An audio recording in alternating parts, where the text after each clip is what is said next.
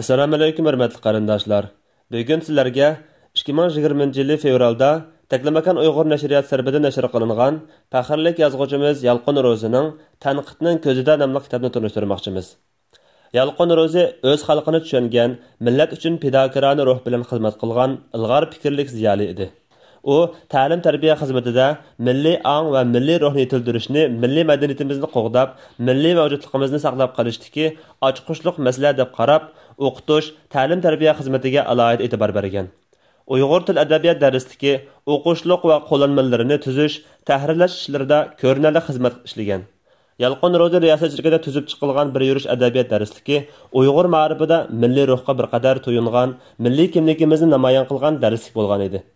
Yalqin Ro'zining Uyg'ur adabiyot san'atining sog'lom taraqqiyot uchun yozgan o'tkir fikrlik obzorlari Uyg'ur adabiy obzorchiligida yangi palla, yangi saviya yaratdi. U kuchlik ma'arif va madaniyat tashviqotchisi sifatida o'tkir notiq edi. O'zining qoyil qilarliq lisiyalari bilan mavjud masalalarning yechimini ko'rsatib, kishilarga kimligini, kim bo'lish kerakligini, millat oldidagi mas'uliyat va burchini tunutib, minglagan kishilarning qalbidan o'rin olgan mas'uliyatchan ziyolilarimizdan biri edi.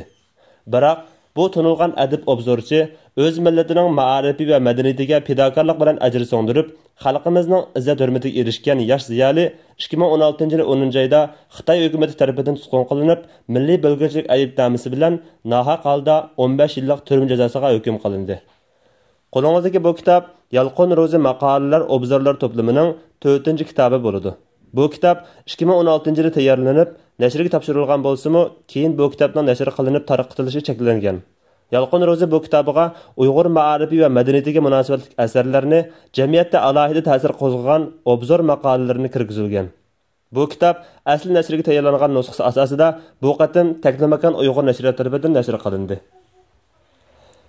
Hurmatli qarindoshlar, qandarimizga a'zo bo'lib, texnik ko'p kishilarning foydalanishi uchun hambaharlashni unutmag'aysizlar va tunishtirishni xohlagan kitoblarni ostiga inkas shaklida qoldirib qo'yg'aysizlar.